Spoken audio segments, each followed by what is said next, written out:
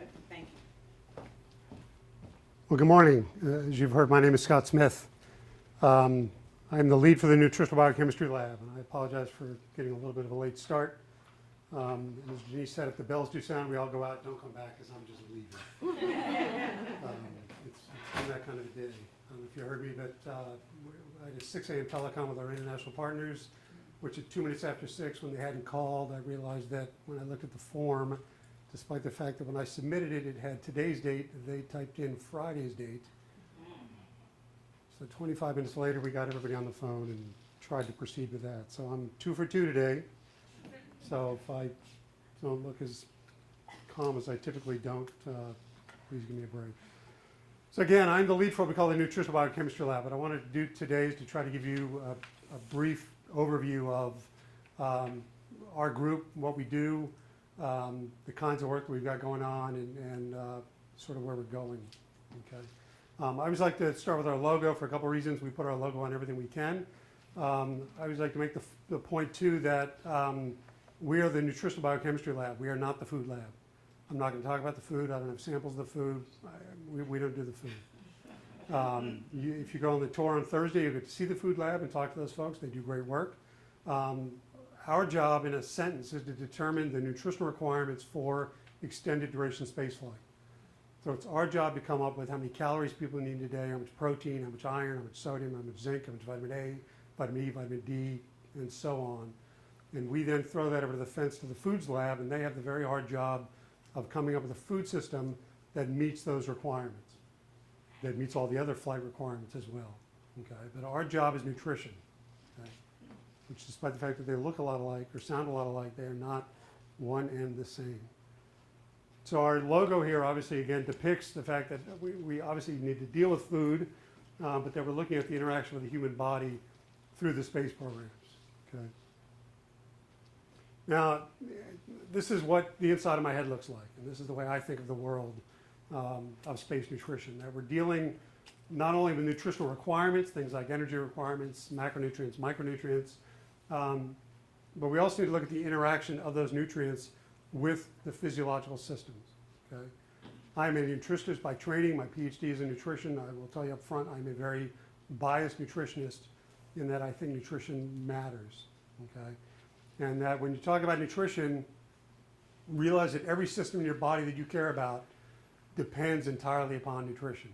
And that without nutrition, it doesn't work. So the cardiovascular people tell you that the heart's the most important thing in your body, and so on the line. Without nutrition to feed those other systems, they don't work. Okay? And that's sort of the backdrop. And I'll talk a lot about some of the work that we've done looking at things like nutrition and bone and nutrition and vision, and how those things interrelate as it comes to spaceflight. And obviously in human health and performance, we deal with countermeasures. That is, how do we counteract the negative effects of spaceflight on the human body? Okay? And I've got some examples here. I've got 2 different lists. One on the left are nutrients that we think that we may be able to modify and have an effect on the body during spaceflight. Okay? Things like providing enough calories, or providing less sodium, or providing varying levels of fatty acids. On the right are countermeasures that other people are looking at for their system. And the reason we're concerned about those is that we always need to make sure that when somebody comes up with a countermeasure for bone or muscle or cardiovascular health, that we keep an eye on nutritional status to make sure that their countermeasure doesn't mess up our nutrition. Okay? The perfect example of that is exercise. That if you come up with a great 2-hour exercise protocol that mitigates muscle loss, if you're not providing enough calories to support that exercise won't work. Okay? When you get into pharmacology, it gets a little more intense. Bisphosphonates are a class of drug that have been investigated with regard to bone loss during spaceflight. Bisphosphonates are a class of drug that are given to millions of elderly women with osteoporosis. Okay? They work great for elderly women with osteoporosis. We don't really know what they do in 40 to 50-year-old men and women flying in space. Okay? What those drugs do is they block the body's ability to get calcium out of bone. Okay? It blocks the body's ability to break down bone, which is a good thing when you're trying to stop bone breakdown. What that means, though, is that your body needs to have calcium from another source, because if you run out of calcium in the blood, things go south quickly. So we need to make sure that we're providing enough calcium in the diet, we're providing enough vitamin D in the diet, and other nutrients that get intertwined in there. So you always need to make sure that while you're fixing one system, you don't break another one. Okay? And we always look at the vehicle and the mission itself. A lot of these things are key. Duration is a big deal, and I'll talk about that in just a minute. We always need to think about the food system. That food system has its own limitations, and that obviously has an impact on nutrition. We worry about things like radiation. We worry about spacewalks, EVAs. Not so much on a station mission where you're going to do 3 or 4 of those in 6 months if you're lucky. But as we talk about going off on exploration missions, when you do spacewalks, they're talking about doing those every day or every other day. Okay. The nutritional impact of that, there's a few aspects of it. One is that the environment in those suits is hyperoxic. That is, it's 100% oxygen environment inside those spacesuits, which impacts things like antioxidants. Okay? From a more basic perspective, when you're inside that suit, you cannot get your hand in your mouth, which means you cannot eat. So that for the duration of time you're in that suit, you can't eat, which again, 3 times in a 6-month mission, it's not that big a deal to go 10 hours without eating. If you're talking about doing that every day, every other day, that adds up quick. You can't rebound from that fast enough. And we've worked with the EVA folks, the folks building suits, to try to find ways to get food into folks during that period of time. Okay. Carbon dioxide is a big deal. There's a lot of work going on with carbon dioxide, and that obviously intertwines with nutrition. Schedule at the bottom there is obviously important, and it's one of the obviously the dumber things we think about, that we need to make sure that we're giving crews enough time to eat. On station missions, that hasn't been as big a deal because there's a lot more time. Station's more of a marathon. On shuttle missions, that was sort of a big deal because crews would spend 2, 3, 4 years training for a given shuttle flight, and by the time they got up there, their attitude was, look, I got 2 weeks to get this mission done. I didn't have time to eat. And we had a number of folks that came back relatively dehydrated, that lost a lot of weight. And on the 2-week mission, you can sort of get away with that. On a longer mission, that gets real tight. Okay. Coming back to duration and the backdrop in this picture, duration is the biggest constraint when we come to nutrition. Okay. Again, a shuttle flight is a week or 2. It's like a camping trip. You could eat Twinkies for 2 weeks and get away with it. I wouldn't advise it, but you could get away with it. On a longer duration mission, that becomes a big deal. Okay. I always use this picture in the backdrop. This is a picture back in the early 90s when we were celebrating the 500th anniversary of Columbus's trip. And I use that to make the point that, when we look back historically, we learned an awful lot about nutrition during exploration missions. Either those folks leaving Europe on boats, polar missions, nutrition in many ways made or broke those missions.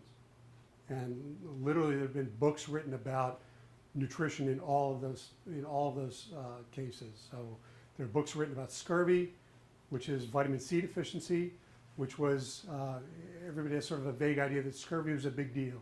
Okay. When you look at the period of time from Columbus's trip to the invention of the steam engine, it's about a 400-year span there. Okay. Scurvy killed more sailors than all other causes of death combined. There were ships that went out with hundreds that came back with dozens. It was that big a deal. And it's estimated, put a number on it, that more than 2 million sailors died of scurvy in that 400-year window. Okay? That's missing a single nutrient, which is vitamin C. The biggest difference between those trips and the ones that we're trying to go on is that we are not likely to find food. So we need to make very sure that we understand the nutritional requirements of the crew, that we understand the food system, we understand the nutrients in the food, we understand the stability of the nutrients in those foods. Okay, the food system folks right now are working on somewhere between a 5 and a 7-year shelf life food system. So imagine going to the grocery store, packing your pantry, because you're not going to have a freezer for it, packing your pantry with food that in 5 years you're going to want to eat, that's going to have the nutrients in it that you need, and that's going to be self-sustaining. And you realize some of the challenges that we're facing on these missions. Okay. That is the backdrop of why nutrition is a big deal. Now in the Nutritional Biochemistry Lab, we do two types of work. We do what we call operational work, which is essentially a clinical evaluation of crew health. For the station crews, we assess nutritional status before and after flight. We collect blood, we collect urine, and we do a comprehensive evaluation of their vitamin status, mineral status, proteins, body composition, renal stone risk, you name it. Okay? We do that before and after flight.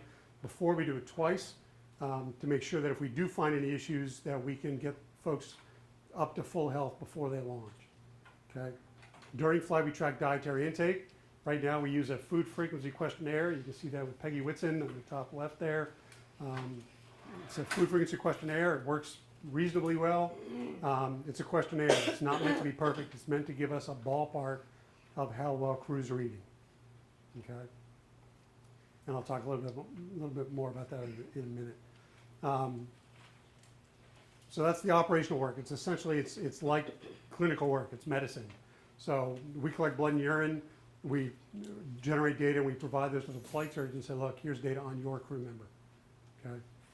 The other thing we do is research, which is hypothesis driven. We write proposals, we compete for funding, and when we're lucky enough, we get the opportunity to go off and do research. We do ground research, things like bed rest studies. In ground research, obviously what we're doing is trying to mimic aspects of spaceflight. And whatever it takes to mimic different elements of spaceflight, we will do it. Okay? Ground-based studies are not cheap, but they're cheaper than flight studies. Not only are they cheaper than flight studies, you can do more invasive studies on the ground, you can do studies with more subjects on the ground, you can do more controlled studies on the ground. So whenever possible, we do studies on the ground before we do them in flight to make sure that whatever we're testing, whatever we think we're looking at, whatever countermeasure we're evaluating is going to work. And if it works on the ground, that gives us a good reason to go test it in flight. Okay? Bed rest, long duration bed rest is a good example of that. We'll put people to bed for 60 to 90 to longer days at a time. And the best thing bed rest mimics is bone loss. Okay? It also works for muscle loss. There's some cardiovascular work you can do. But when you put people into bed, we see bone loss at about half the rate that we do during spaceflight. Okay? So it's not exactly the same, but the mechanisms are very similar and the change is very similar. So that always gives us a good first step look at bone changes during bed rest. NEMO missions, we've got one of those going on. Well, there is one of those going on right now. We don't have anything going on down there. NEMO missions, we've got folks living on the bottom of the ocean for a week or two. And from a nutrition perspective, what we look at there is again, hyperoxic environments. So they're at increased atmospheric pressure. They're breathing what we call normal air. The air is just pumped down from the surface. But because the pressure at the bottom of the ocean, the tissues see an increased oxygen percentage. So we see changes in iron metabolism. We see changes in red blood cells. We see changes in antioxidants and oxidative damage. So we can use that to simulate some of the effects of spaceflight. Okay? We've also done studies in the Antarctic, not on penguins, but on the people wintering over in the Antarctic. Okay? When we wanted to look at vitamin D, we wanted to look at people that were not exposed to ultraviolet light for 6 months at a time. And the easiest way to do that is to go to Antarctica where the sun doesn't come up for 6 months at a time. And we did a couple studies down there a few years ago, and I'll talk a little bit about some of the outcroppings of that. Okay? So we've done some pretty cool ground-based work. It doesn't matter. Nothing beats flight research. Okay? We've been very lucky over the years to have a number of studies on board space station. We started with one that we call the Nutrition SMO, and that sort of evolved into a study that's going on station right now that we call Biochemical Profile. And the genesis of that was that back in 2006, we flew hardware to the station that would allow us to collect those samples, biological samples. Okay? Specifically, we flew a centrifuge to spin blood, and we flew a freezer to freeze blood and urine. And they came to us at the time and said, okay, we're going to fly a centrifuge, we're going to fly a freezer, what would you do? And I said, well, we've got a lot of data before and after flight, and we've seen a lot of nutritional changes at landing. The problem with changes at landing is you don't know how you got there. You don't know if it's an effect of landing or an artifact of landing, if you will. And if it's an effect of spaceflight, you don't know what that time course looks like. Okay? So if something is a quick drop during flight and then levels off, your response to that is, well, if that's an adaptive response, that's not that big a deal. If it's a slow decay that you see over time during flight, that's a bigger deal, because what that tells us is that while we're looking at the decay over 6 months, you don't know what's going to happen in 7 months or a year or 3 years. And that's something that you need to counteract. So I said, we don't know what that time course looks like, so what I would do is collect blood and urine during flight at different time points, and let's see what's going on. And they said, okay, let's do that. So we started collecting blood and urine. This is Mike Lopez Alegria in Expedition 14. That was our first ever blood draw on space station. Okay. We'd collected blood in flight before that, but on the International Space Station, that was the first blood draw. Okay. It was October 2006. Mike was a trooper. We got to him late in the flow. I think it was June. And we said, look, we got this experiment we want you to do. We want to collect blood from you. And he said, okay. And we said, you know, when you're up there, there's going to be one of your other crewmates that knows how to collect blood. So you don't have to worry about that. And we looked at Sonny Williams sitting next to him, who was his backup, was flying on the next mission. And we said, Sonny, you know, we want you to do the study too, but you're going to be there at a point in time when you're going to be the only person that knows how to draw blood. So we said, you know, A, we'd like you to do this, but B, what that means is that you need to be able to draw your own blood. And she said, that's fine. And Mike said, well, you know, it's probably easier on my crewmates if I collect my own blood. That way they don't have to bother doing it. I said, it's your arm. So this is his first blood draw. You can see he's got the needle in his arm up there. He's got a tube in his hand ready to collect. He's got a very attractive belt on, that sort of like the bat belt. It's got a trash bag off here on the right. I don't know if you can make that out, but it's got little elastic loops there where he's holding the tubes of blood. His directions are stuck to the wall. His sharps container is stuck to the wall. And if that wasn't enough, he was taking his own pictures because he'd set the camera up to snap every 30 seconds. So I would say if I were to criticize anything, it's that he floated out of the frame of the picture. But it's really hard to give the guy a hard time about that. That was our first blood draw on station. I'm not sure, I don't remember exactly where we are now, but I believe we're somewhere around 225 blood draws that we've collected since then. So we've gotten a wealth of data, and almost everything I'm going to show you today came from that study and its follow-on study. Okay? So we're not collecting blood, we're collecting urine. This is the urine collection device. This actually comes inside of a Ziploc bag that is supposed to stay in that Ziploc bag. But you can see somebody took it out and took a picture of it, which I didn't complain because we get very few pictures of urine collection for reasons that you can obviously understand. The urine collection device, it's essentially just a bag. Okay, so typically on a garden variety day on station, they use the waste compartment, the WCS, which, like the toilet out in the hall, you know, if you go to the bathroom, it goes away. Okay, doesn't quite go away on station, but it all goes into a pot that they then deal with. Okay, when we want to collect urine during flight, we have to do something different. So we collect into this urine collection device, or UCD, because everything has to have an acronym. Before flight, we add a small amount of lithium chloride salt solution into that bag. Okay, we void into the bag, mix it up, and then at the other end there's a port that there's a little plastic syringe that they pop on there, and they fill up the syringe with urine. The syringe is what goes in the freezer, you can see here, and then that bag goes in the trash. Okay, the first thing we do when we get those syringes back is we thaw it out, analyze the lithium, and we can back calculate to determine what the volume of that void was. Okay. I will tell you, we've had a lot of folks, and again, I'm not sure the exact number. It's close to 50 subjects participating in this experiment, and not one of them has come back and said, "Wow, is that a great way to collect urine?" But they nonetheless are troopers, and folks have done a phenomenal job of this. Dr. Smith, before you leave that, the urine collection, I'm sitting in a place here in the room where maybe just the way that I'm looking at it, but that looks very dark. Does that mean that is that because the lithium that you all have mixed in with that has colored their urine, or that person is sick and there's a reason why it's that dark? That's what I'm asking. Okay, on the edge here, there's I don't know, I'm not sure what it is. I don't know if it's capped on tape. There's tape along the edge of the bag, and that is sort of orangish. So in the middle, it's yellowish. Oh, yeah, no. I thought that on and if it's dark, it's just that they haven't had enough to drink. Yeah, no, the edges, sorry, the edges are the bag. Yes.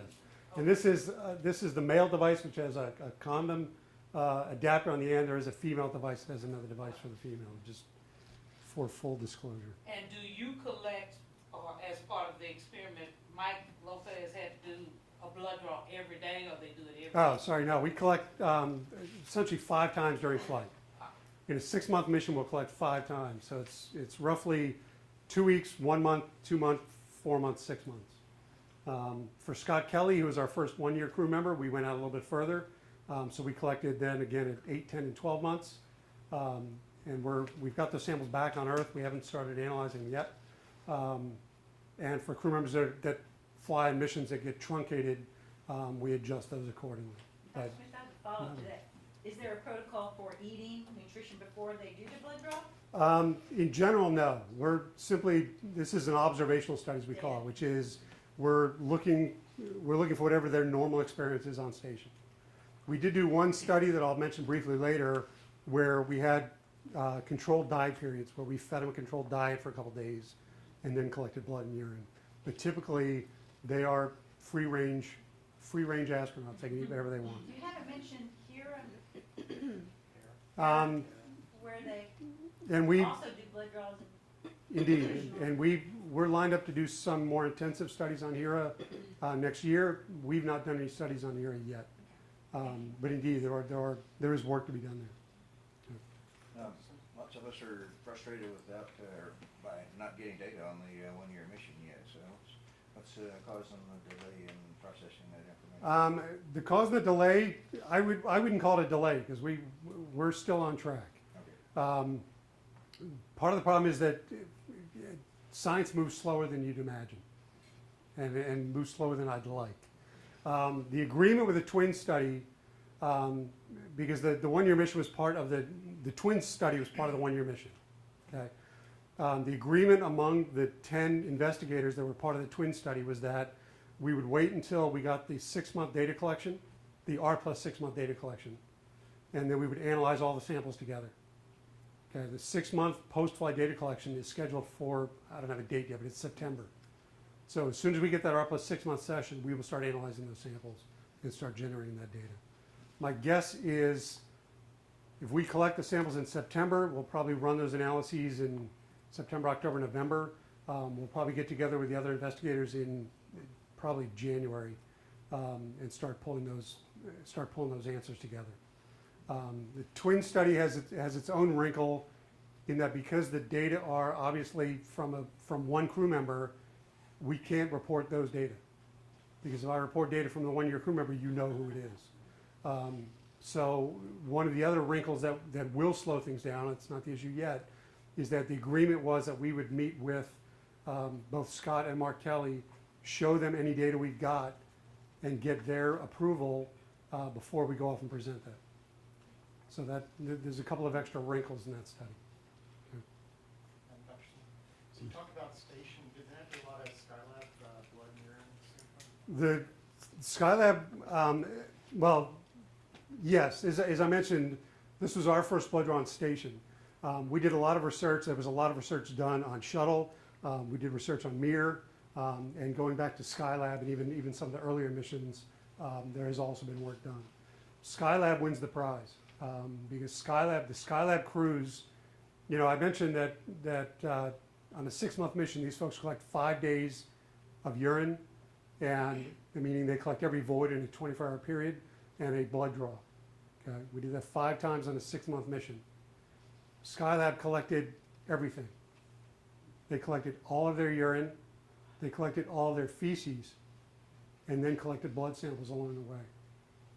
So, the longest Skylab mission was 84 days, which, when you think about it, is incredible.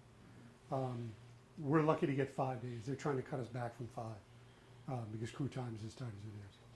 But Skylab is built a little differently, so Skylab was designed to be life sciences. Unfortunately, as a life scientist, station has to share with other areas, so we get some of the other science done too, which obviously isn't as important as the life sciences. Sorry. Okay, so starting to work through some of the data. We start with energy. I always start at the top. So caloric requirements are obviously our biggest issue. Getting people to eat enough is a big deal. And when we meet with the crews before flight, I tell them, look, if there's one thing I can tell you, it's that you need to eat. That this is not the place to lose weight. That if if you're looking to lose weight, this is not where to do it. You will lose, you lose a lot of weight. You'll lose some fat. You will. But you'll lose more bone than you need to. You'll lose more muscle than you need to. There's cardiovascular deconditioning that we know of that is associated with folks that lose weight during spaceflight. There's increased oxidative stress. There's a lot of things that happen in addition to losing weight that are not good for you, and that maintaining your weight is a big deal. Okay?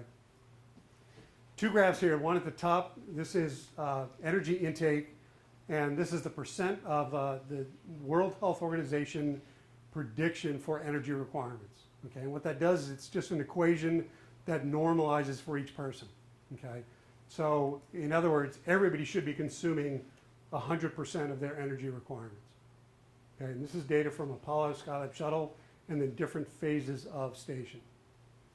And what you can see is a few things. One is that shuttle and earlier crews didn't do too well. They ate an average of about 75% of their energy requirements. Station crews, we've done a little bit better. We're up at about 80 to 90, and I'll show you some data later. We've got a number of crews above 90% and even above 100%. Okay? Skylab is the oddity here. Skylab, they ate 100% of their requirement. Okay? There's two reasons for that. One of the things that I would say it depends on the audience, and I'm probably going to get in trouble here. Skylab had the best food system we've ever flown, period, to date. Skylab had the best food system we've ever flown. It had freezers and refrigerators for food, and it's very well known that frozen food is better than shelf-stable food, okay, in terms of palatability, likability, you name it, okay? So they had the best food system, they ate better, okay? And we use that argument when we were fighting for freezers and refrigerators on board station, okay?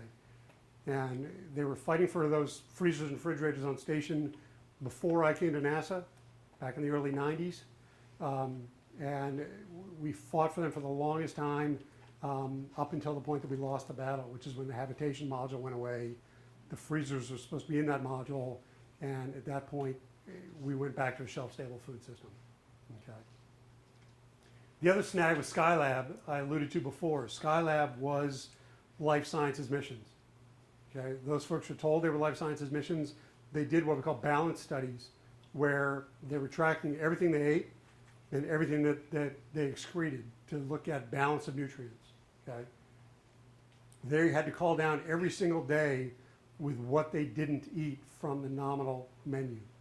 And if they didn't eat something, somebody on the ground quickly calculated how much of given nutrients they didn't get, and the crew then had to go take supplements to balance those things out.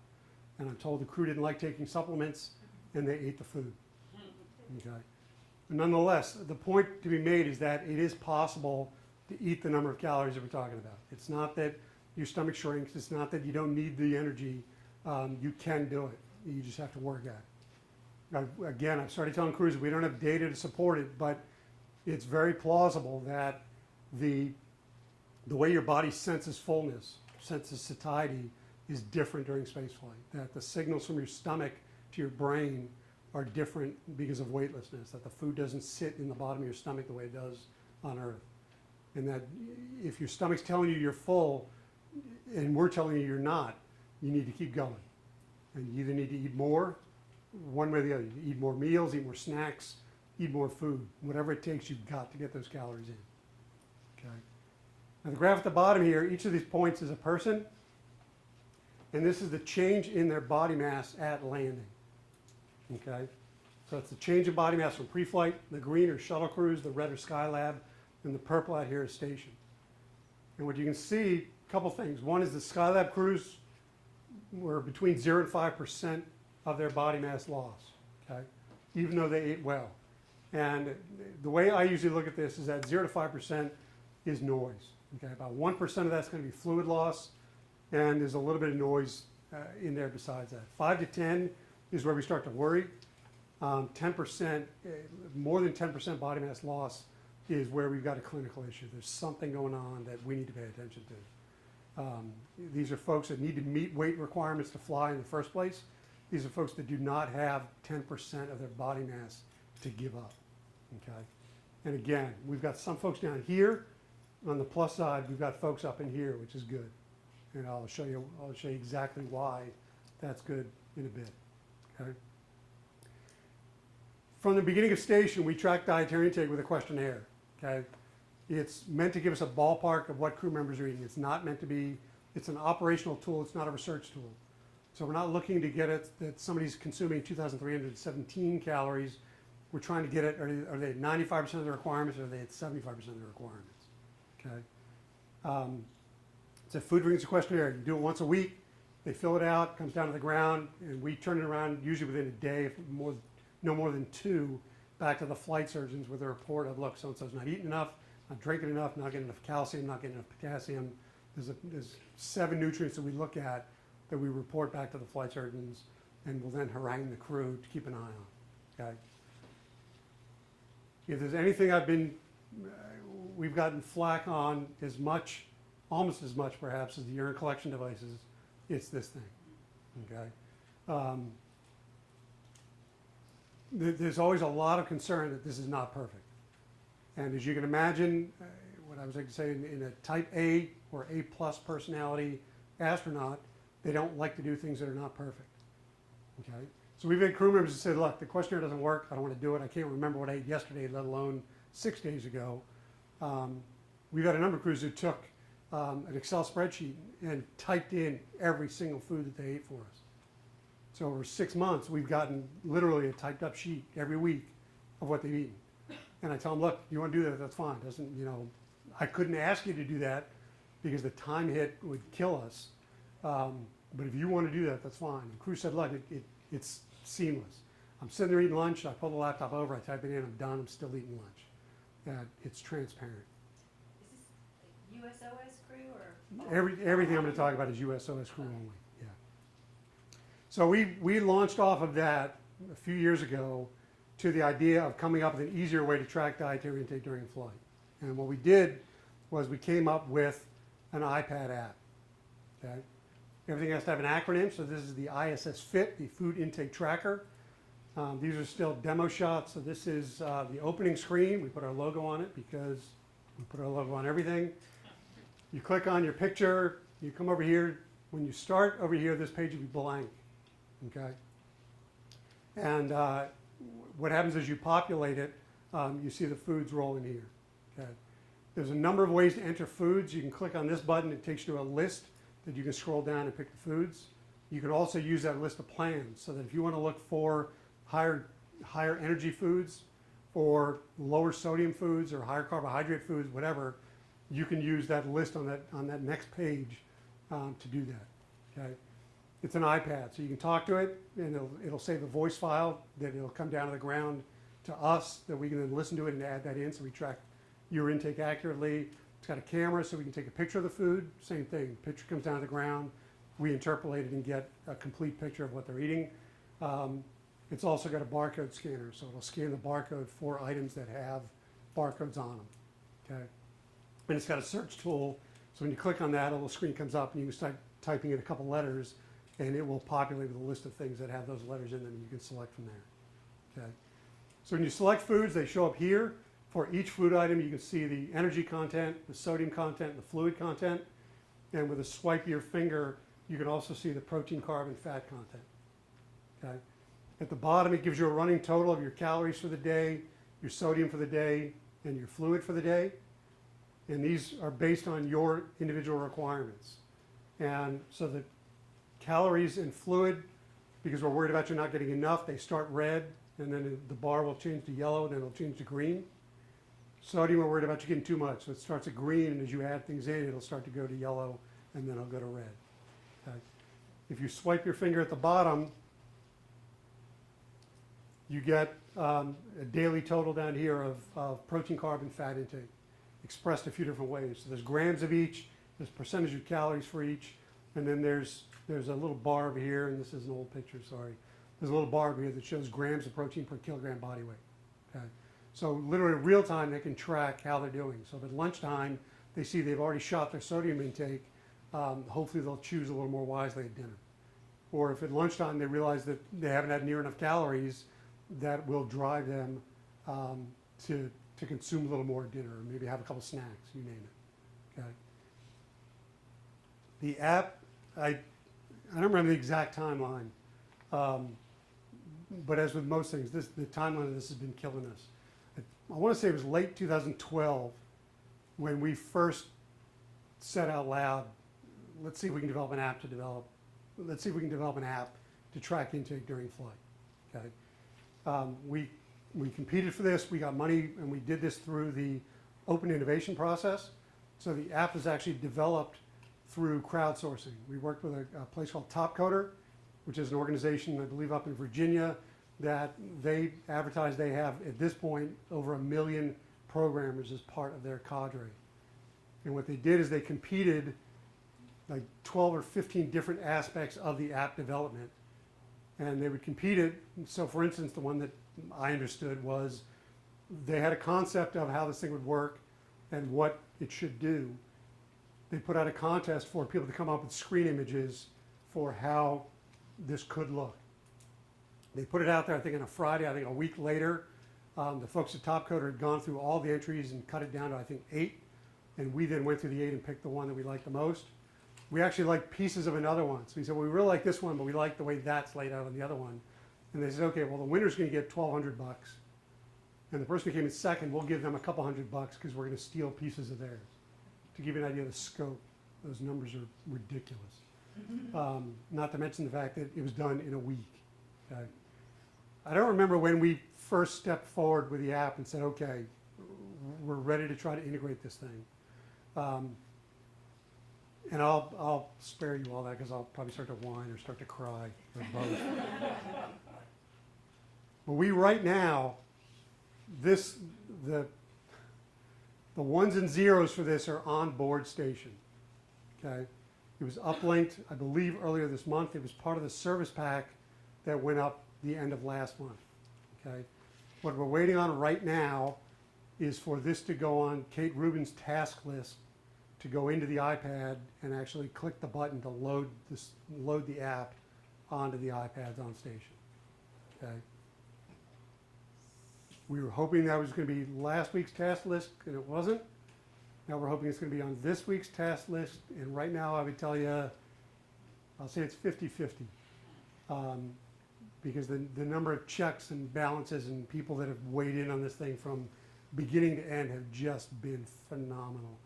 The reason we're at the point we are right now is because Kate Rubin's had a greater interest in this than most. Okay. When I show you up here that when you swipe here and you get that protein, carbon, fat, and you swipe down here and you get protein, carbon, fat, that literally is because of Kate Rubin's. When we showed her the initial app, we were showing her on paper of what the screens were going to look like. And she said, well, this is great. I want to see protein, carbon, fat because as I plan my exercise, I plan how much carbohydrate I consume. And we went, okay, well, see if we can make that happen. And we went back to the programmers and got it kicked in. And that's, again, this is what it looks like. The app works. The app works great. We have tested it in a number of HERE missions. I think we've been running this through HERE missions for probably 18 months, if not 24 months, and have gotten very good feedback. And again, this is a bit of an older picture. We now have a button up here that is a water button that is a quick add for water, and that was one of the things that the HERE folks suggested we add on. So we've tweaked it, we've cleaned it up, and it's ready to go. And hopefully, any minute now, this will be going. Will it replace the food frequency questionnaire, or is it With eventually, or in general, yes. okay? And there's some oddities there. If somebody says they don't want to do this, they'll still have the option to do the food frequency questionnaire. But if they do this, there's no need to do the food frequency questionnaire. So we will take these data and report these to the flight surgeon the same way. So the food that's included in that, you also include Russian? We include everything that we're aware of that's going to be on board station. Yes. Because I'm part of the team that sometimes sends ice cream up to the astronauts. Well, how Okay. does that factor in and wreak havoc on some of your studies? I don't think we have ice cream But if you'll send me the details, we'll be happy to add it. We've been Excuse me. sending various different things, so. We maybe do, start with there. again, I chose my words very carefully. We have everything that we're aware of that's in there. One of the oddities and one of the reasons that this has taken as long as it has is we knew getting this on the iPad was going to be tough. Okay, so we built this so that the database that the app sees sits on the server. So all we need to do is update the database on the server. I say that. All we need to do is update the database on the server, and next time Kate opens up her iPad, it'll immediately link to the server and pull in that new database. Okay, and we did that again intentionally. What we should have realized sooner, what we should have worked on earlier in the process, was dragging the people that are responsible for that server into the discussion. Because as soon as we showed up and said, hey, we just want to put this on your server, I'd say all hell breaks loose. But the number of loops we've gone through to try to convince people that this is clean, that we've gone through whatever security mods they wanted, whatever changes they needed, whatever differences were dictated, we then went back and cleaned it up. But the testing and reviewing has been going on for almost 2 years. So, and I've only gently started asking the question of, when we find out that there's ice cream going up, how do we add that to the database? And sometimes we just do bulk nuts and other types of things in late load, so, Understand. yeah. And we, I don't know if there's a way for you to put comments or do something that includes those indeed, type the things. short answer is, there's a couple things they can do. One is they can type it in. So as I said, that's both a search tool as well as a typing tool. So if you type in ice cream, it won't populate because there's no ice cream in the database, but you can then enter it and it'll say ice cream. It'll come up with a blank, with a little gray bar over here that'll say data will be added when downlinked. Because obviously the thing doesn't have it. The other thing you do is just take a picture of it and we'll look at the ice cream and we'll translate it that way. My hope is that we will get to the point where we'll be fluid enough, and this is show you how optimistic I can be, that when we know something's going up, we'll be able to get that. We can update the database, uplink the database, and it'll talk. Right now they're telling us that'll probably be a 4-week process from which when we enter it in the database and it goes through all the widgets and testing before it gets Yeah, uplinked. right now I typically tell the food lab what we're sending up, but, maybe Understand. other people And need to be informed. the database on board right now, or ready to be there right now,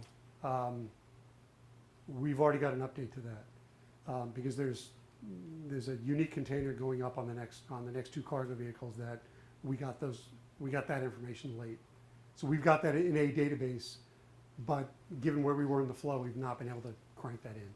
So, but we will get there.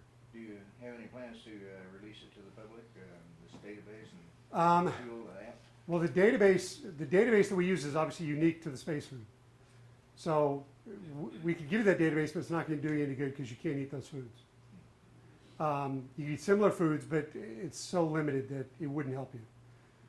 The other thing is that the app, in and of itself, is built for spaceflight. So it's built off a GMT clock. If you look at the dates up here, it's built off Julian dates. So this was taken on the 163rd day of the year. So that when the crew's looking at it, they don't need to figure out that it's July 26th. They can just figure out that it's whatever the clock says. So we've not talked about that specifically, and I'm not familiar with all of the specific, I'll say, documentation. But my understanding is that the code for the app is out in the public domain essentially, so that if you wanted to use the code to tweak it for your use, you could do that. We've actually started conversations with folks up at the DoD who want to adapt this for their use with warfighters, and we just started those conversations and are trying to get that pulled. And again, we said the same thing, that you wouldn't want to just take this. You'd have to adapt it, but if you want to use this as a template, have at it.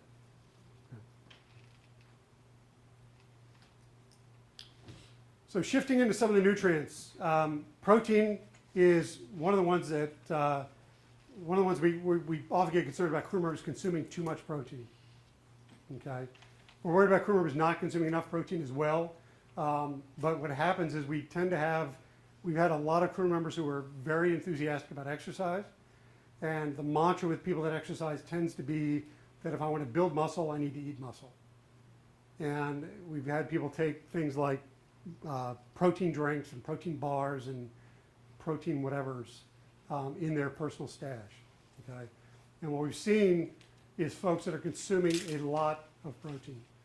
Okay, when you look at this, the green line down here, this is grams of protein per kilogram of body weight. Okay, the RDA is 0.8. The purple lines here are the American College of Sports Medicine and the American Dietetic Association. They went off and came up with a set of requirements for high intensity athletes. Okay, these are people essentially training for the Olympics. These are not your, I jog 3 times a week. Okay, they said that protein intake should be between 1.2 and 1.7 grams per kilogram body weight. Okay, the fact that we have folks consuming more than 2 grams per kilogram body weight is ridiculous, frankly. Okay, the problem with protein is that your body cannot store protein. Okay, your body has the amount of protein it needs, and that's what it's got. If you consume more protein than your body needs, what happens is it breaks it down. It converts it to carbohydrate, it'll convert it to fat, but to do that it's got to pull off chemicals like nitrogen and sulfur that are what make protein. Okay, those chemicals can have deleterious effects on your body. So the more nitrogen you have to excrete challenges your kidneys. The more sulfur you excrete challenges your bones. Okay, it can affect acid-base balance. There's a number of factors that come along with that. Okay, so there's really no need to consume more protein than your body needs. Okay, if you're working that hard and you're burning more calories, what you need is more. You need more calories. You need more carbohydrate. You need more fat. Believe it or not.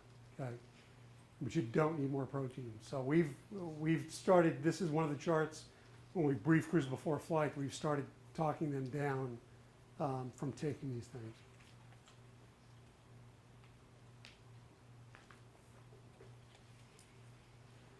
Iron is another nutrient that we're worried about the crews getting too much of. The food system has a lot of iron in it. Okay, the RDA for iron is about 8 milligrams a day. Food system provides about 3 times that, 20 to 25 milligrams of iron nominally. We've seen crew members, depending on what they pick to eat, consuming 40 to 45 milligrams of iron per day. Okay, that adds on top of the fact that your iron stores go up during spaceflight. Okay, when you go into spaceflight, what happens is your body senses that blood flow is happening easier than it does on Earth because you don't have gravity pushing back against the blood. So it's easier to get blood out to the tips of your fingers and to the tips of your toes. So the body will down-regulate your blood volume. Okay, so your blood volume goes down about 10 to 15% from what it was pre-flight. When your blood volume goes down, what happens is it destroys a bunch of red blood cells. The iron that was in those red blood cells gets put into iron stores. Okay, we measure iron stores by looking at a protein called ferritin. Okay, when we look at ferritin concentrations in the blood during flight, what happens is it goes up and then it slowly tapers off over the course of the mission. Okay, we realized a couple years ago that we were seeing an identical curve. That yellow line is something called 8-hydroxydeoxyguanosine, which is alphabet soup for oxidative damage to DNA. And there's very good reason, there's a lot of ground-based studies to document the same thing, that high iron stores are associated with increased oxidative damage. Oxidative damage is associated with increased DNA damage, and DNA damage is associated with cancer. So this is not something that we want. Not to mention the fact that spaceflight is a high radiation environment, which is more likely to induce oxidative stress. Now, if that weren't enough, this is the average the dots are the average of the subjects we studied. The error bars are 1 standard deviation for those tracking math. So there's some that had a higher response and some that had a lower response, okay? When we look at the response of iron to spaceflight, that is, we look at the area under that curve of iron stores, individuals that had a greater response, that is, they stored more iron during flight, lost more bone. And that's what the graph on the right is. So this is the area under the curve for serum ferritin, and this is bone mineral density in the hip. And I show this one graph, but if you look in the paper we published, there were actually 3 or 4 graphs that showed different bone regions that all showed the same thing, that the more iron stores, the more bone loss we saw. Okay? And again, there's data on the ground in populations not associated with NASA. We've actually done, one of the few animal studies that we did was a rat study where we fed rats high amounts of iron, we exposed them to radiation, and saw very similar changes in bone. So this is really one of the key things that we keep driving on, that we need to reduce the amount of iron either in the food system or in the body.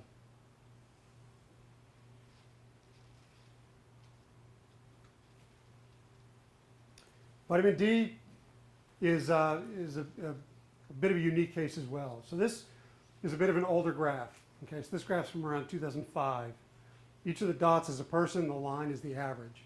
Okay, and what you can see is that after flight, everybody's vitamin D levels are lower than they were before flight. Okay, vitamin D stores drop by about 1/3. Okay. The dotted line, the red dotted line down here, was the normal range for vitamin D levels in the blood. Okay? Below this red dotted line is where you start to see rickets in kids, and adults don't get rickets, they get a disease called osteomalacia, which is the same thing. You're essentially ripping calcium out of the bone because you can't absorb it from the gut, which is what vitamin D does. Okay? So we've got folks landing with vitamin D levels that are below that red line, which is obviously not a good thing. Okay. Now we have known that vitamin D was an issue for space travelers. Okay, and part of the problem is that you get vitamin D from 2 places. You get vitamin D from your diet, and there's not a lot of food sources, and we know the food system on station is short vitamin D. The other thing is that you get vitamin D when you're exposed to sunlight. Your body will make vitamin D through ultraviolet exposure of your skin. Okay, that doesn't happen during spaceflight.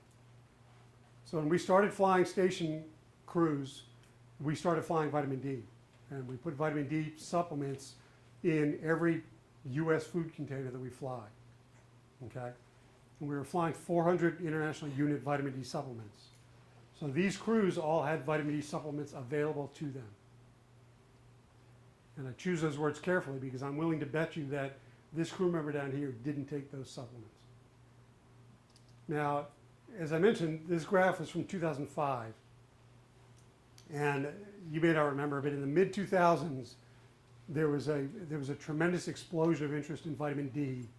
And vitamin D went from being, one of those things that cured rickets to the cure for every disease known to man. It was going to cure cancer, it was going to cure tuberculosis, it was going to cure the common cold, it was going to cure all these different things. I've seen studies on any disease you want. There was a paper published between 2005 and 2008 on vitamin D levels in people with X. Okay? And one of the things that came of that era, if you will, is that people were arguing that this was not the lower end of normal. Okay? That was severely vitamin D deficient, and that optimally your vitamin D level should be up where that green line is. Okay? Now if you use that green line, 2 of our crew members had vitamin D levels that were considered adequate before flight, and only 1 of them did after flight. Okay?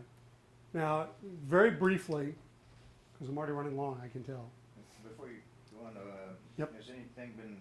has the lighting on ISS been considered as Folks, that could- folks often kick that around, and I've never been a fan of that personally. The trick with UV lighting, and there are, again, ignore NASA, there are physicians out there who've advocated for tanning beds as a fix for vitamin D deficiency in the country. You can imagine that doesn't go over too well with a dermatologist, because at one extreme, you fix your vitamin D stores, at the other extreme you get skin cancer. The trick with those UV lights is that they stop giving off UV light long before they stop giving off light. And I won't bore you with the details, but knowing how much UV light is coming out of there, knowing how much exposure you're getting, and controlling that is very difficult. Would we never do that? That's not for me to say, but my attitude is if we can get it in the food, that'd be great. If we can't, taking a supplement is easy. Okay. So I won't bore you with the grid of this, but people argued that 80 nanomoles per liter, 75 nanomoles per liter is the ideal concentration of vitamin D. There were a number of big studies that were done, studies with 5, 10, 15,000 people in them. And what they showed is that there's an inverse relationship between vitamin D and some of your hormone levels in your blood, and that at 75 or 80 is when it plateaus. And they argued that above 75 or 80 is what is optimal. Okay, and I could go into that more if you want, but I don't think you really want. Trust me, you don't really want. So there was an outcry again in the mid to late 2000s that the recommended dietary allowance for vitamin D was too low, and that we needed to reevaluate this. The Institute of Medicine, which has what's called the Food Nutrition Board that evaluates DRIs, took heed of that, brought in a panel of people, and went out and came up with new DRIs for calcium and vitamin D. Okay. They published an 1,100-page report in 2011, and this is an abstract of a paper summarizing that 1,100-page report. Okay, what the IOM board found, and to say the least, they had some very smart people working this. And not only that, they had a panel of scientists and physicians that generated the report. They had another panel of scientists that evaluated the report. So there were probably 40 different physicians and scientists that worked on this thing to come together. This wasn't somebody sitting in a room tossing a coin. Okay. What the panel came away with was that any suggestion in the literature that vitamin D was going to cure cancer and everything else was not substantial enough. The evidence was not strong enough to warrant changing dietary requirements for the nation.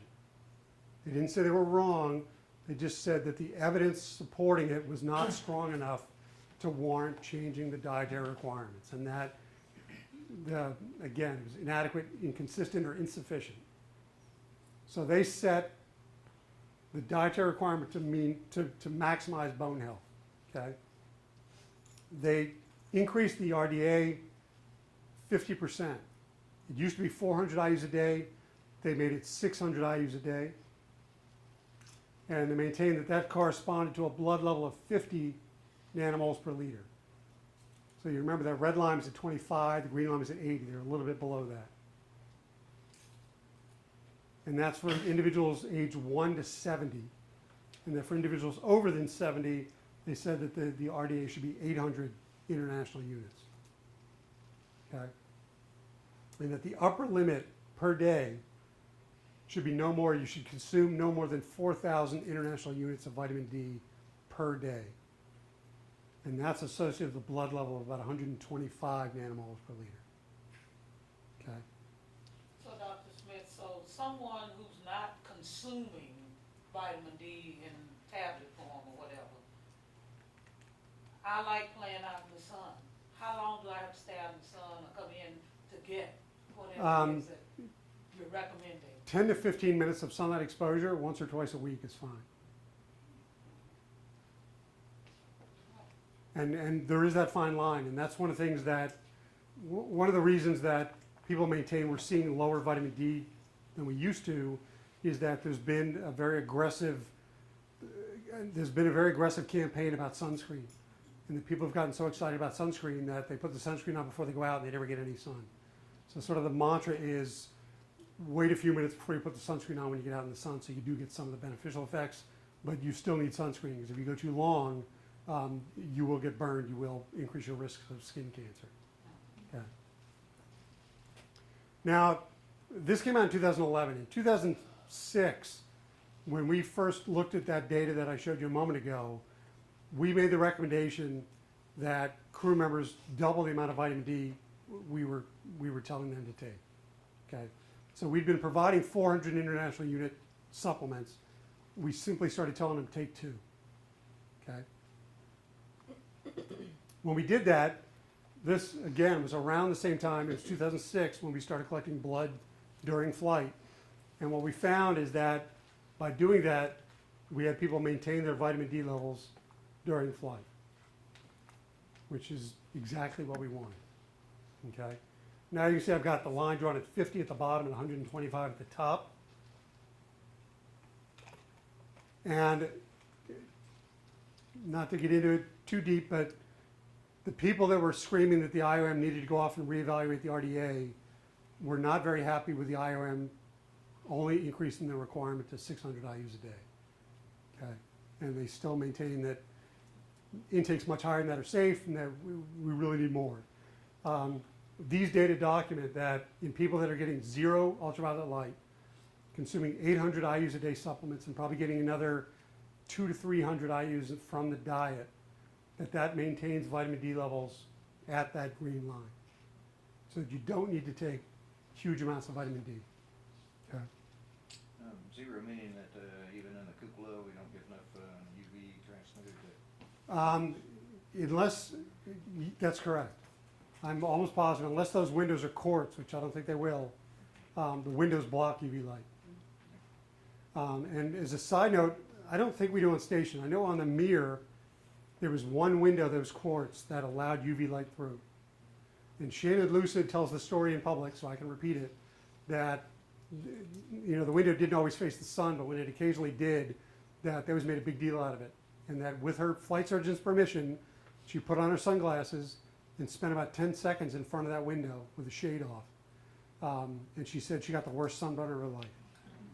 And she shows pictures of what she called a raccoon, because her face is red, and you can see the white circles where the sunglasses were.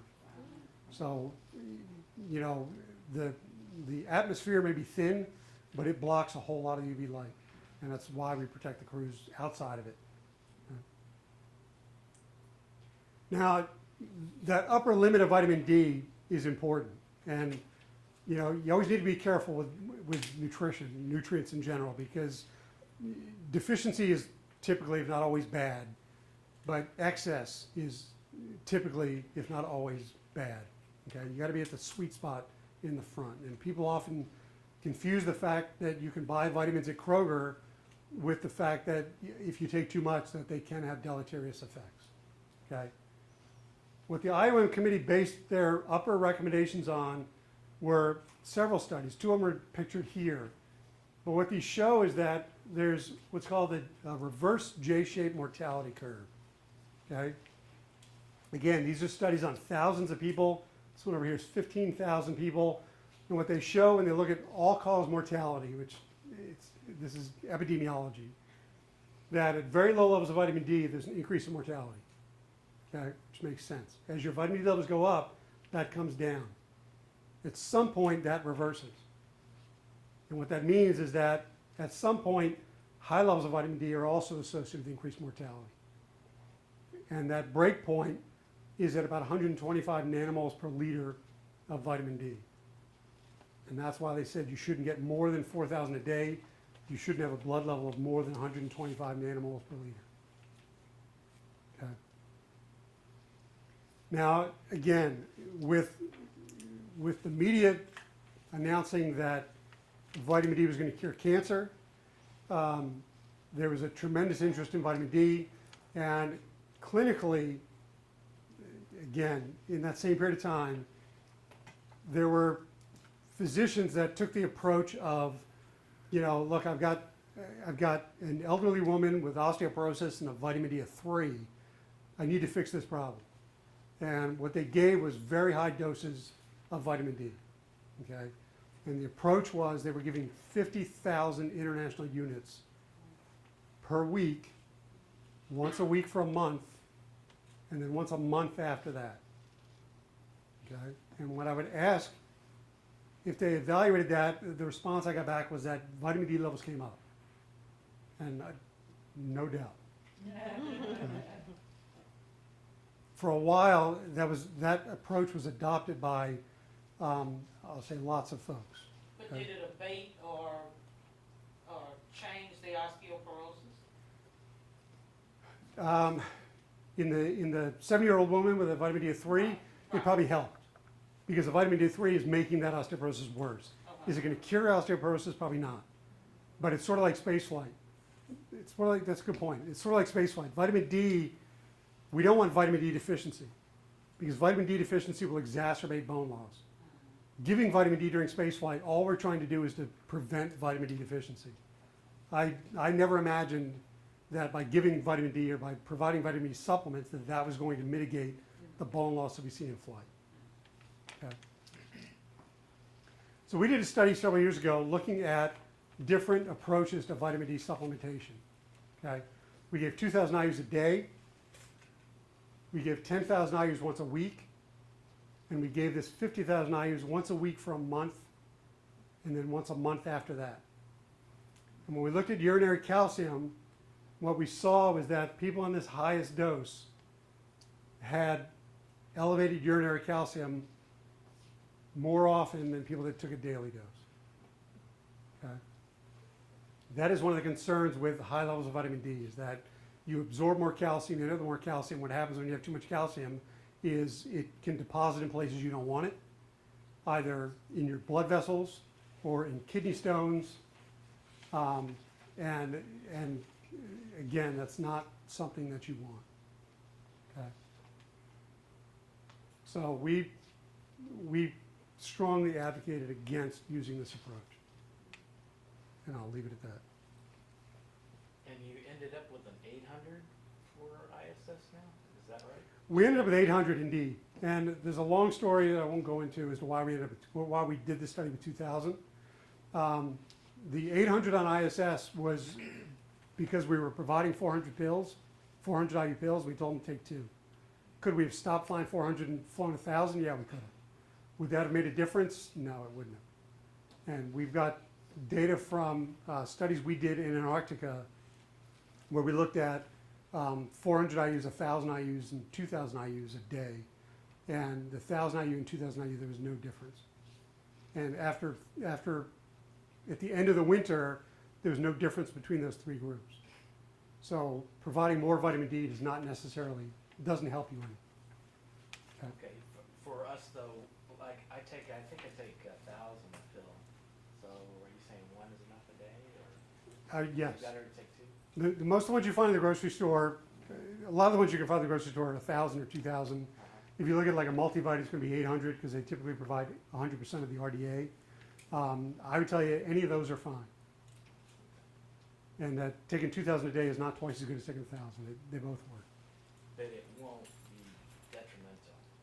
It should not be detrimental. That's correct. Okay. That's correct. And again, the IOM upper limit per day is 4,000 IUs. So you really shouldn't take more than 4,000. And again, I would tell you taking more than 1,000 is not doing anything for you. Okay.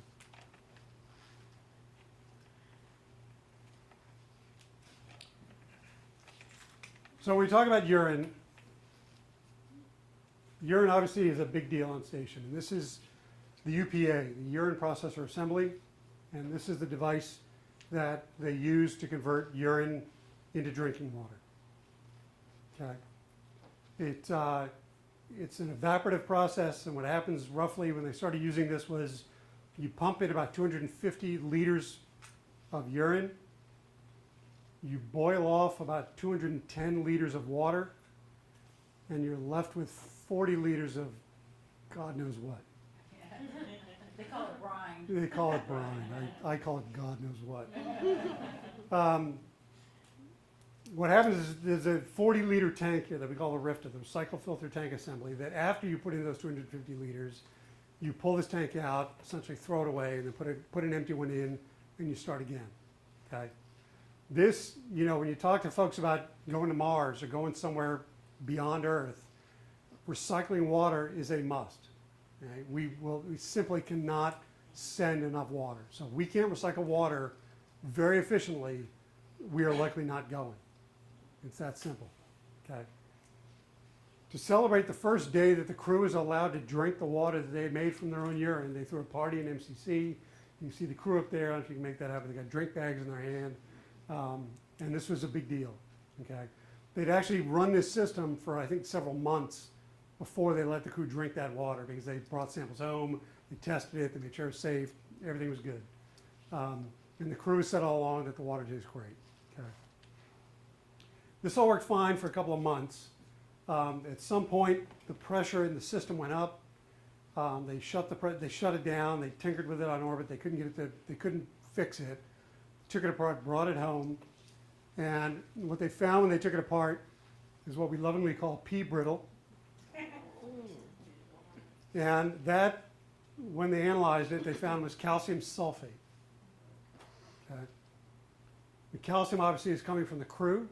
The sulfate is coming from the fact that the flush in that system is sulfuric acid. And when you have high concentrations of calcium and sulfate, you get that. Okay? And it was at the point that they found this, literally, it was at the point that they found this, that we started getting calls of, well, what happens to urine calcium during spaceflight? And when we went in and looked at this, you know, my first response was, you know, urinary calcium goes up. It goes up during flight, but it's not dramatic. And the way your body works is you consume a lot of calcium and you put out a lot of calcium. Good, bad, or indifferent, that's what happened. So does it change because of spaceflight? Is it that big a deal? I didn't think it was that big a deal. Because of the way the system works, what also happens during spaceflight is that your urine volumes go down. Okay, crews don't drink as much as they do on Earth just because it's not as convenient. And the cabin is very dry, so the humidity is very low, and you will breathe out more water than you typically do here in Houston, where the humidity is 98%, 90% of the year. Those two things conspire to lower urine volumes. When you have a low volume with a higher output of calcium, the concentration of calcium goes up, and that's when you get precipitation. Okay. When we started looking at this, we came up with what I always call the dumbest graph we could have made, which shows that the more fluid you consume, the more dilute your urine. Okay?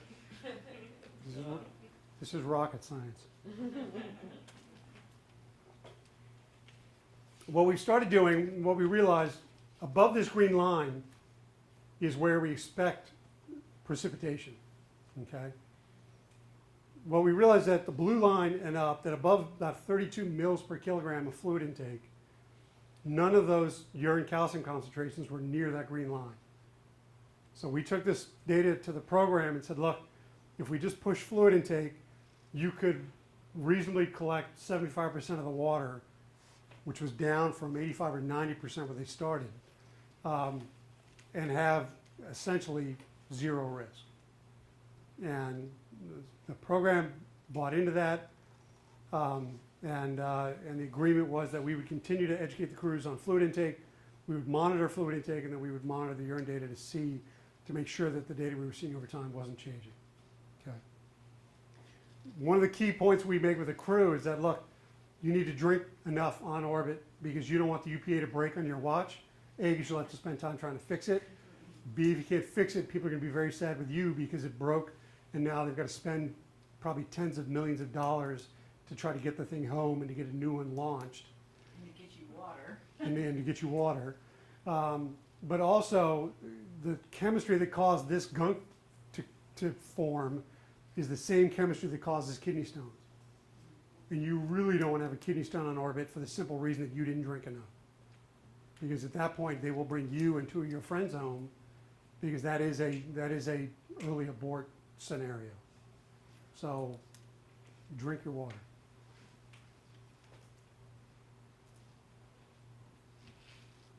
I'm going to skip over this because I'm going to run out of time, and this is interesting to me, but may not be to you. So we're talking about bone. I don't know if you were here when they had the bone lecture, but we do the bone biochemistry. There is a bone lab here that does what I call the densitometry, the x-rays of bone, and we put those pieces together. But we look at our markers in the blood, markers in the urine that reflect what's going on in the body, okay? And we always think of bone as being this, sort of cement structure that holds you up. But bone is very, what we call metabolically dynamic. That is, you're always forming bone, you're always breaking down bone. And as long as those two processes are equal, your bone mass isn't changing, okay? And we look at things in the urine that tell us about how much bone breakdown there is, and we look at things in the blood that tell us how much formation there is, and we look at the hormones that modulate these things, okay? But what you're hoping for is that that's flat, okay? What happens during spaceflight is that bone breakdown goes up, okay? And bone formation stays pretty flat. So the race has been on for a long time now to figure out how to stop bone breakdown, okay? Now, when we started looking at our data on orbit, we realized that a couple things had changed over the course of our experiment, okay? One of those is that we changed exercise devices, okay? The resistive exercise device was upgraded, if you will, in 2008. So we used to have what we call the IRED, or the interim resistive exercise device, and we then went to what we call the ARED, which, again, in words that my brain understands, this one provides about twice as much loading as the earlier version did, okay? And what that means is that we had people that literally maxed out on this thing, that could have lifted more weight or pushed more mass, but couldn't because the device literally wouldn't provide it, okay? This one does, okay? The other difference is that crew members that were exercising with the ARED were eating better than crew members that were exercising with the IRED. Crew members that were exercising with the ARED also had better vitamin D status because that was after we'd changed all that, okay? So as we looked at the data, we realized not only did we have a difference in exercise, we also had a difference in dietary intake. So they were eating more, they were maintaining their body mass, and they had better vitamin D status, okay? When we started looking at the bone data, what we found was that crew members exercising with the ARED were not losing bone. And my throwdown line here is that after 50 years of flying people in space, this is the first time we'd ever seen somebody come back with the same bone density that they left with. This is whole body. If you look at the spine over here, this is the pelvis down here, and there were, I think, 3 or 4 other regions, we saw the exact same pattern, okay, with nothing but diet and exercise.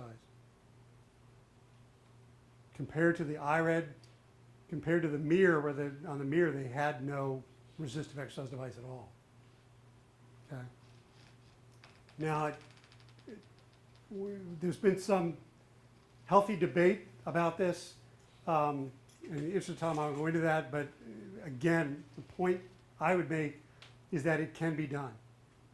Does everybody respond this way? No, they don't. And to me, the challenge then becomes of figuring out the people that don't respond, why don't they respond? Are they eating well? Are they maintaining weight? Are they exercising as hard? Are the first 3 obvious questions, and then you need to dig a little deeper. But in this group of subjects, as we published this back in 2012, those folks were maintaining BMD, okay?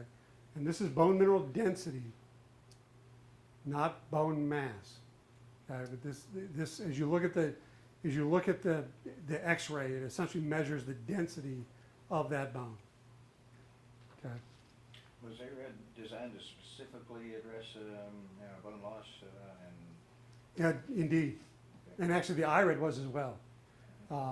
The mantra leading into station was that We know treadmill's great for aerobic exercise, bike is great for aerobic exercise, but to challenge the bone, to stimulate the bone, to confuse the bone into thinking it needs to maintain its bone during weightlessness, you needed resistive exercise. And the disappointment was that the IRED wasn't providing the level of resistance needed to make that happen. Okay. Now, where this gets interesting is when we start to look at the biochemistry. Okay? Bone breakdown, the blue line is now ARED, the white line is IRED. There was no difference in bone breakdown.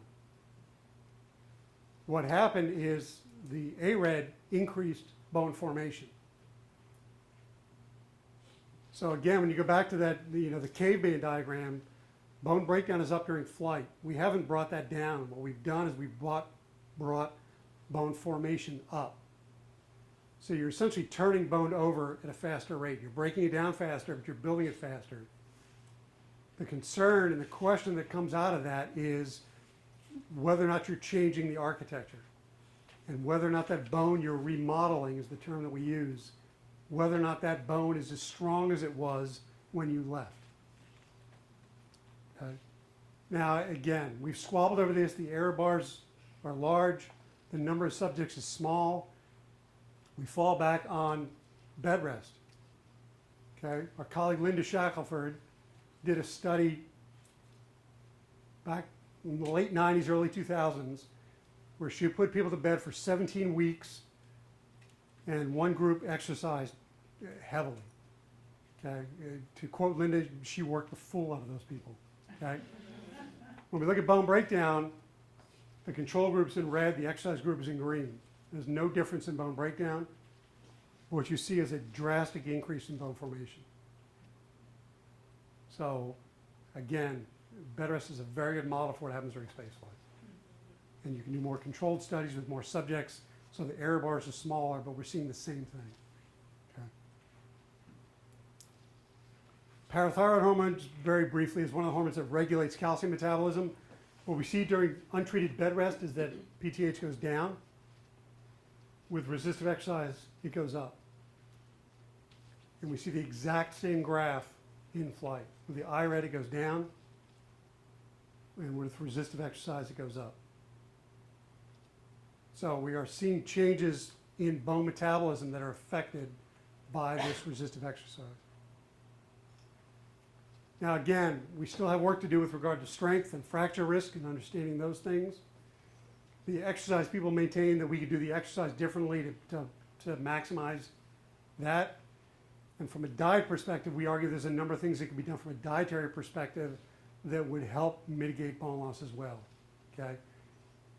Omega-3 fatty acid intake. This is Sonny Williams eating salmon, which is a great source of omega-3s. It's also a good source of vitamin D. And there's a lot of data that we and others have generated that suggest that omega-3 fatty acid intake is good for bone. Okay? And fish intake in particular. Salt intake is bad for a lot of reasons. It's bad for bone. So the more sodium you consume, you break down bone. So lowering sodium intake is important. And then the study I mentioned earlier briefly is we did a study looking at the dietary protein, the source of dietary protein, animal protein and potassium. Essentially looking at the ratio of meat and fruits and vegetables. And by altering that ratio, we maintain that you can help mitigate some of the negative effects on bone. That is, if you consume more fruits and vegetables and less red meat, that will be better for your bones. And the corollary to that on Earth is that if you look at the extreme, and I'm not saying you need to go this far, but if you look at vegetarians, vegetarians have a lower incidence of osteoporosis than do carnivores. Okay. So we maintain there's a number of things that can be done that can help bone. We tried a couple of years ago to design and fly an experiment that we called integrated nutrition. And the approach was that, one of our managers came to us and said, look, you simply don't have time to test every single thing you want to test. Come up with an integrated approach to what's the best nutrition you could provide that would help crews. We did that. We specifically targeted bone, but we realized that the diet that we were trying to provide, which was rich in things like fruits and vegetables, omega-3 fatty acids, lycopene, flavonoids, you name it. The diet that would help bone would also help cardiovascular health. It would also help muscle health. It would also help protect against radiation. It would also help behavior and performance, because there's a lot of data out there showing that people that eat more fruits and vegetables have better alertness and better performance. So we're trying to take an integrated approach. And again, I won't go into it because I'll start to cry. We got halfway down the path with this, and there was a decision made that, no, we're not going to do that. So we shelved that. We continue to harangue people that we fly food during space flight. Okay? Is the food system good? Food system good. Is it as bad as a lot of people think? No, it's not. Are we flying as optimal food system as we should? No, we are not. Are we flying as many fruits and vegetables as are recommended to most Americans, or the Americans? No, we're not. Is the food higher in saturated fat than it should be? Yeah, it is. Are folks dropping dead after 6 months? No, they're not. But could we be doing better? The answer is absolutely. And that really is where we need to go with that. Dr. Smith? Yep. When you were talking about the fruits and vegetables, I know last year or year before last, station had I call it photo op or whatever, where they were flying whole fruit or non-processed fruits and vegetables from the local. They, Yeah. indeed, when a vehicle goes up, any vehicle that goes to station, wherever possible, they put in some fresh fruits Okay. or vegetables, depending what the crew wants. The dependence is on how soon before launch they can get into the vehicle. Have y'all seen a change? That's why I brought this up. Now Yeah, that they're getting we have fresh fruits. we've not, but we've not specifically looked at that. But you Um, had on shuttle, so really it was only post-shuttle when you did not have that capability. Right. Well, we still have it, but Until CRS. But they put it in. They put it in SpaceX. They put it in. I think they put it in Orbital. Orbital may have a tight timeline. I actually taxed some. They put it in the Soyuz. They put it in the Progress. But those things are gone within a matter of days. Yeah, is it It's no? not much. Right. It's not much. I mean, So, So it's not a bit enough. And it's gotta be, but- things have a long shelf but life, that's one of the like things that we oranges. point to again on a Mars mission. We're not going to have that. Right. So that we're not going to have that. So we need to make very sure that we know what's in the food. First of all, second of all, the crews will tell you the psychological perk of that food is phenomenal. Okay. Is phenomenal. Shannon, I go back to Mir. Shannon talks about the fact that when the Progress came, the commander made them stop working. They all went to open up the hatch, and they had flown, I believe it was tomatoes and onions. And she said she took a bite out of a raw onion, and it was one of the best things she'd ever eaten. Oh, wow. Okay, that gives you an Okay, so idea psychologically, of the yeah, got the it. psychological perk Got it. of food alone. Okay.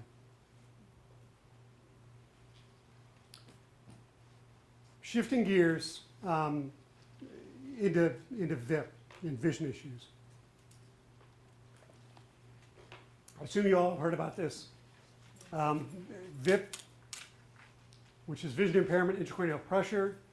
And I will tell you, I try not to use the term VIP because I think VIP is going out of style, but nonetheless, 6 or 7 years ago, there was a realization that we had crews coming back with what I like to call ophthalmologic issues. Okay? It's not simply that their refraction was changing or their vision was changing. There were things that were being noticed on the eye exams that were different. Okay? There's some nuance there that I'm not an eye doc, so I won't get into it.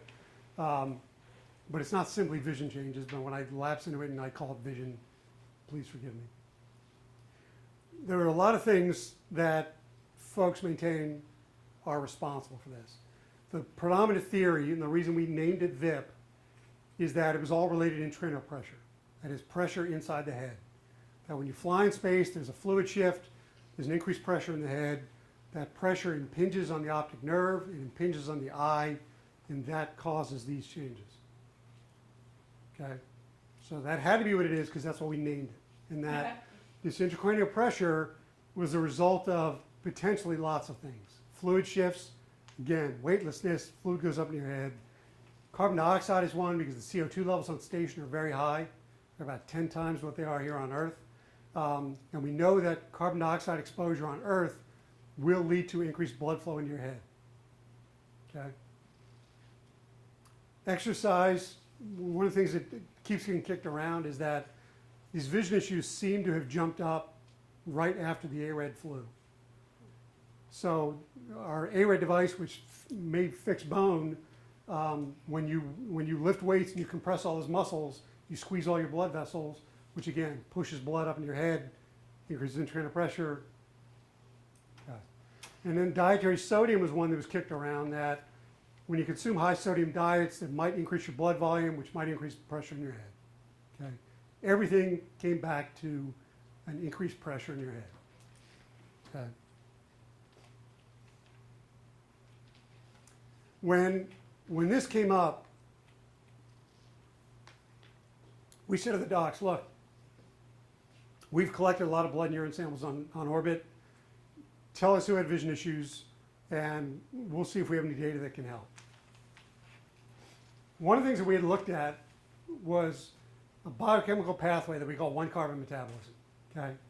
It's called one-carbon metabolism simply because this pathway is how the body moves single carbon units from one chemical to another.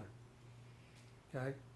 It's a very complex pathway. If this looks bad, this is probably 5% of it. Okay? I would say this is a pathway. When I saw this in graduate school, the first question was, is this on the test? It turns out in real life, this thing's on the test. Okay? Now, one-carbon metabolism is nutrition in and of itself. Okay? It looks like biochemistry, but again, when you find this stuff at the university, it's in the nutrition department. And that's because it's very folate dependent, it's vitamin B6 dependent, it's vitamin B12 dependent. Okay? So folks that are studying those vitamins are study one-carbon metabolism. Okay? When we designed our experiment back in 2006, we had seen changes in folate before and after flight. And that was one of the things we wanted to look at more, to see if that was real, if that was an artifact, or what the nature of that change was during flight. And one of the things we wanted to look at was in the middle here, HCY, which is homocysteine. Okay? Homocysteine is a chemical that's in your blood that they'll measure it a lot of times in physical exams. And homocysteine is a cardiovascular risk factor. And your homocysteine levels go up if you are folate deficient, if you're B6 deficient, if you're B12 deficient. Okay? So we started looking at that. When we first started looking at our data, we were seeing what I call flat lines, that before, during, and after flight, we were seeing no change. And we thought, okay, that's good. That means we're not seeing big changes in folate metabolism during flight, and we can probably not worry about that as much. When these vision issues came up, and we cracked the code as to who had vision issues and who didn't, we split our data out into those two groups. And I could literally tell you the day, the date, and the time that my colleague Sarah Zwart came in and sat down in my office and said, there's something going on with one-carbon metabolism. And what she meant by that was this graph. This is serum homocysteine levels. The yellow line is people with vision issues. The white line is people without vision issues. And what she found was that the people with vision issues had significantly higher concentrations of homocysteine in their blood than the people that did not have vision issues. Not only that, but these first 3 points are before flight. Yes. Not only that, but in addition to homocysteine, we looked at 3 other chemicals in the blood in this pathway. Cystathionine, we found the exact same thing. 2-methylcitric acid, we found the exact same thing. Methylmalonic acid, we found the exact same thing. So we've got 4 pieces of evidence that suggest that people with vision issues had higher concentrations of these chemicals before flight. Okay? We ruled out everything we could rule out. We knew they weren't folate deficient. We knew they weren't B6 deficient. We knew some were taking vitamins, some were very well fed, some were, there were a lot of things. We ruled out kidney function. We ruled out anything people could throw at us. Okay? Because I will tell you, again, I won't go into it, but my standing line is that there were a lot of people that thought this was all crap and that I'm an idiot. Those are two different things. And that this is a fluke, that it's a coincidence. This has nothing to do with intracranial pressure. Okay? What we circled on was the fact that, again, there were differences before flight, suggesting that there was a predisposition for this issue. And what we started looking at was the enzymes shown here in red. Okay? And to do that, I'll back up a minute and talk about the fact that enzymes are protein. Okay? Proteins are literally just strings of amino acids, hundreds to thousands of amino acids. And the way your body builds every single protein in your body is based on the blueprint that you have, which is DNA. Okay? The DNA literally tells the cell which amino acid to pick up next to put in the string to make a protein. Okay? Now what happens in the population, there are what we call polymorphisms, genetic differences. And polymorphism is just a fancy word, poly meaning multiple and morph being form. There are multiple forms of the DNA. So there are multiple forms of the enzymes that occur in the population. These are not random. Okay? To be considered a polymorphism, something has to occur in at least 1% of the population. Okay? And a good example of these are like blood types, that there's no right or wrong answer. It's just people have different types of blood. That is an example of a polymorphism. Okay? Now, back to this one carbon pathway, one of the enzymes here, the MTHFR, which is the methylene tetrahydrofolate reductase enzyme, is one of the more studied polymorphisms in this pathway. It is not the only one by no stretch. Okay? But it is one of the more studied, so there's a little more literature out there on it. One of the polymorphisms in this MTHFR is what's known as a C677T. Okay? And again, I apologize for the alphabet soup. But if you bear with me, all that means is that at DNA base pair 677, you either get a C or a T. Okay? Because you have two sets of blueprints, you got one from your mother, one from your father, you either get two C's, a C and a T, or two T's. The minor form here occurs at about 15% of the population. Okay? So again, that's 15 out of every 100 people. This is not a random occurrence. This form occurs in about half the population. This form occurs in about a third. There are racial and ethnic differences that occur. For instance, the TT form is very low in African Americans. It occurs about 1%. It is higher in Northern Europeans, closer to 20%. Okay. What happens is, based on the form of the DNA, as you build that enzyme, you will insert a different amino acid, which makes that enzyme work a little bit differently. And if we say that this enzyme, the enzyme this person makes, works at 100%, this one works at about 2/3, and this one works at about 50%. And the way I describe this is that, if you're in a factory and you have two conveyor belts bringing you parts, and your job is to put those two parts together, if one of those conveyor belts slows down, everything on the other conveyor belt backs up. Okay?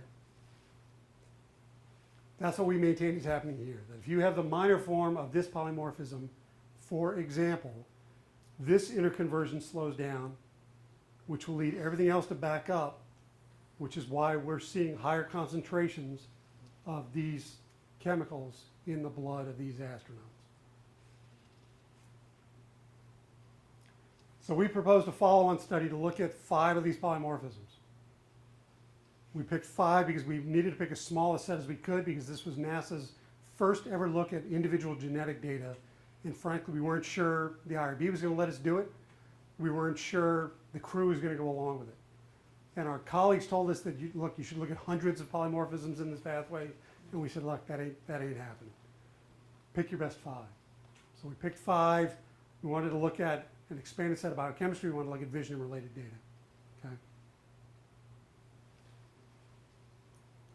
Of the 5 polymorphisms we looked at, we found statistical significance in 2 of them. One of them was the MTRR A66G. Again, same logic. At base pair 66, you either get an A or a G. So you get AA, AG, or GG. Okay. Each of these symbols is one of the crew members. And what we found is that everybody with the GG form of that polymorphism developed vision issues. And the fact that this cell is empty is when, I'll say, 2/3 of the people that thought this was all crap started thinking, well, he's still an idiot, but there may be something there.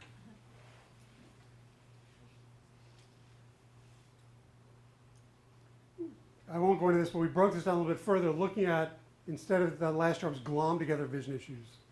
This is individual symptoms. So what they call choroidal folds, cotton wool spots, same thing, we get that empty cell. We had a second polymorphism that also jumped up, that all but one case of dysedema had that form of the polymorphism.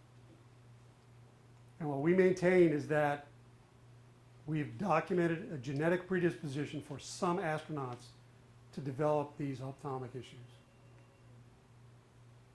Now, there's a lot of folks,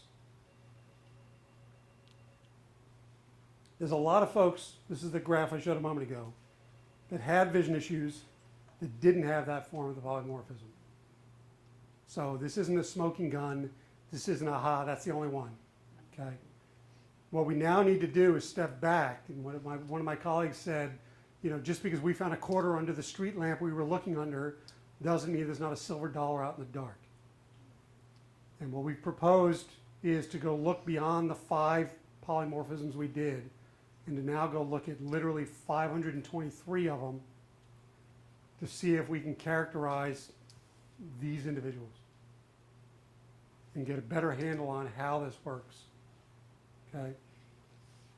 Now, it's important, 2 things. One, what we've got is an association between genetics and B vitamin status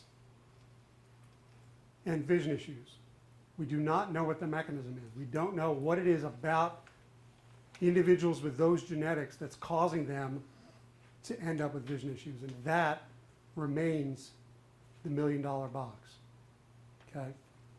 But what we maintain is that if you know the genetics is leading to this, maybe you ought to look at those people to better understand what's in that box.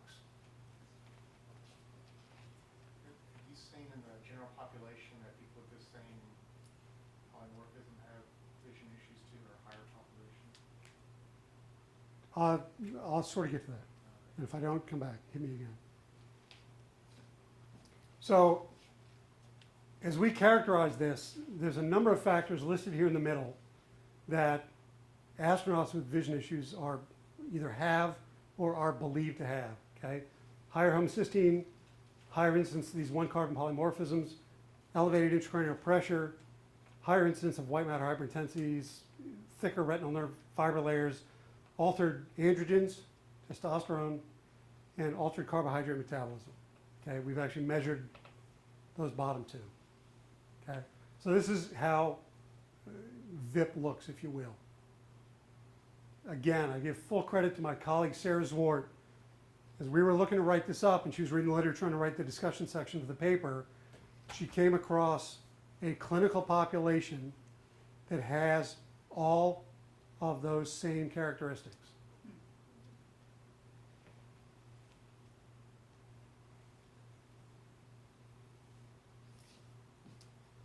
Women with polycystic ovary syndrome all have these characteristics. Now, one of the things that's intriguing is that all of the frank cases of VIP have been in men. Everybody with PCOS has ovaries. Yeah. So when we first brought this forward, as with everything, when we first stumbled on this, we were always a little reluctant to first break this out for somebody. I always wait for the guy in the back of the room to say, "Look, you're stupid. You missed something. It hasn't come up yet." Okay. Polycystic ovary syndrome is an interesting syndrome in that it's a syndrome. It's not a disease. And what that means is there's a series of characteristics that, if you have enough of them, you're diagnosed with PCOS. Okay? Polycystic ovaries is not a defining characteristic of PCOS.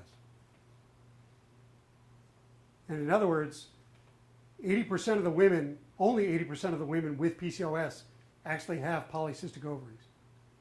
So there's 20% of women diagnosed with PCOS that don't have polycystic ovaries. There are people out there that argue that men actually get polycystic ovary syndrome, they just don't get diagnosed with it because they don't have ovaries. And argue that we shouldn't call this PCOS, we need another name for it.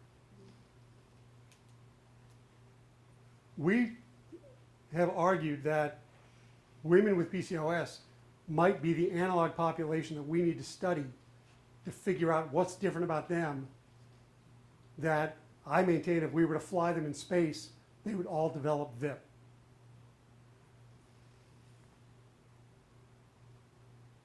We're working with an endocrinologist at the Mayo Clinic and a neuro-ophthalmologist at the Mayo Clinic to do a ground-based study where they're going to go off and recruit women with PCOS, collect blood, send it off to us. They're going to do eye exams, and we're going to put all that together to try to better understand this. That's been approved. I was working this morning on the IRB application here. The IRB application up at Mayo has been submitted. So we are slowly moving off on that. And I will tell you, PCOS is the leading cause of infertility in women. It affects, again, it's hard to diagnose. Somewhere between 5 and 20% of women have PCOS. So the numbers are staggering. And almost every time I present this, somebody comes up to me afterwards and says, yeah. We posted this online after we published the paper. The next day I got an email from a woman at one of the other centers that asked about the data. I sent a copy of the paper and she wrote back and said, look, to share too much, about 6-7 years ago she was diagnosed with intracranial hypertension that was affecting her eyes. Along the way she was diagnosed with vitamin B12 deficiency. And by the way, she's got PCOS. So again, we've been scoffed at for this by some of our, I'll say, colleagues. But every piece of data we put together is pushing us down this path. Now, where do we go with this? We hope to better understand the risks of human spaceflight. We hope to better understand what research and countermeasures we need to do. And ultimately, this could have broad application for the population.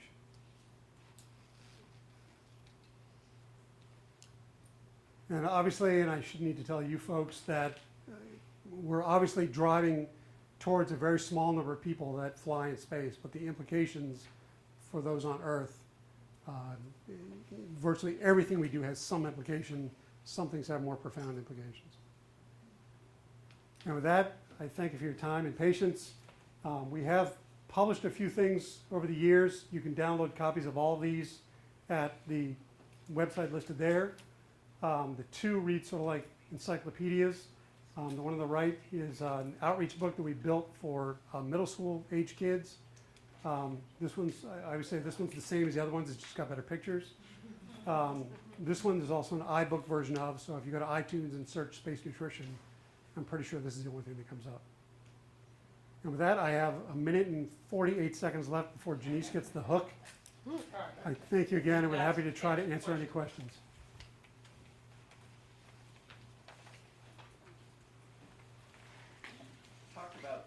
sodium, doesn't the body regulate sodium enough? I mean, people eat bowls of popcorn with lots of salt and they don't fall over from the sodium. Does the body regulate it? Well, I never said you were going to fall over. It is regulating, and what our colleagues in Germany have done phenomenal work on this. What they showed is that if you consume very high levels of sodium, your body has to get out of the blood. And what it does, one of the things that it does is it binds it up to a protein in your skin. When it does that, it attaches a sodium to that protein and it bumps off a proton. And the effect of that is that that proton is an acid. And your body needs to counteract that, because if you have too much acid, your acid-base balance gets out of whack, and then you will keel over. The way your body neutralizes acid is by breaking down bone and releasing calcium carbonate. So, and they've done very nice studies, bed rest studies, ambulatory studies, animal studies, showing all the pieces of this. And they've shown during bed rest that if you take the same group of people, put them in bed rest and look at bone breakdown, if you put them on a low sodium diet and then a high sodium diet, you see more bone breakdown on the high sodium diet than you did on the other. Not to mention the fact that we don't worry about it as much in spaceflight, but high sodium levels are bad for cardiovascular disease and for lots of reasons. High sodium levels are bad. That doesn't mean lots of people don't eat lots of sodium. It just doesn't mean it's good for them. On this last thing you're talking about, if you can prove out this polymorphism leads to space vision issues, right? Do you ever worry about the Gattaca kind of effect where now we're going to start testing people for their DNA and saying, okay, now you're not allowed to fly in space because of that?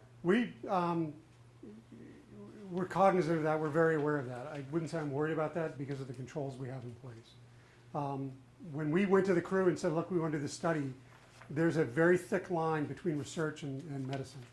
And we assured them that we would never release their individual data. We would never release their data to their medical record. We would never release their data to their flight surgeon.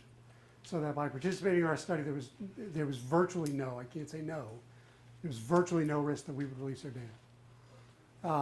First of all. Second of all, what the crews have told us, they're aware of this as well. What the crews will tell you is that they get excluded from flight for 1,000 reasons. Not genetics, but all sorts of what we call phenotype. So if you've had frank vision issues, I believe that's exclusionary for a 1-year mission without genetic data. So there's that. It's also, it is illegal to job discriminate in America based on genetics. So the idea that we could exclude you, again, it's against the law. Now, how do you describe that? I don't know. But beyond us, at some point in time, I would say the next 10 to 20 years, the field of medicine is going to change. And that the field of medicine, the field of insurance has to change. Because genetics is the key to treatment of disease. Either early identification and treatment, that they can do genetics and figure out if you have a disease, which drug you will respond to. And what that would do to cost of medicine, as opposed to doing what we do now, which is if somebody shows up, we give them drug A until we find out that doesn't work. They give them drug B, we take 4 or 5 drugs before we figure out which one could work. If we could personalize that up front, the impact of that on medicine would be phenomenal. The field is going to change, and then it'll come to NASA. We're not going to lead that revolution, but that is the future. Could we get to a place like Gattaca? Sure, but how do we ignore this? How do the international partners contribute to the research in this area? As I mentioned, the USOS crews participate, are engaged, and are very helpful with all this. So we don't get data specifically from the Russians, although there are some studies that we're collaborating with the Russians. All the data I showed you had Canadians, Europeans, Japanese crew members in there as well. One of the intriguing things to me, I talked about geographic differences in the polymorphisms. We've never seen VIP in women. We've never seen VIP in Japanese crew members. Now, is that because we haven't flown enough Japanese crew members? Perhaps. Same with the women. We may not have flown enough women. My guess is that those things are intertwined.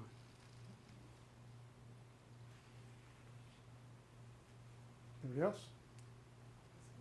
All right, again, thank you all very much. I apologize for the delay. And also, I'm looking at the clock back there. It's 11:03, and if we'd have started on time, I'd have been done on time. Well, But I thank thank you you. all. I wanted everybody, please make sure you fill out your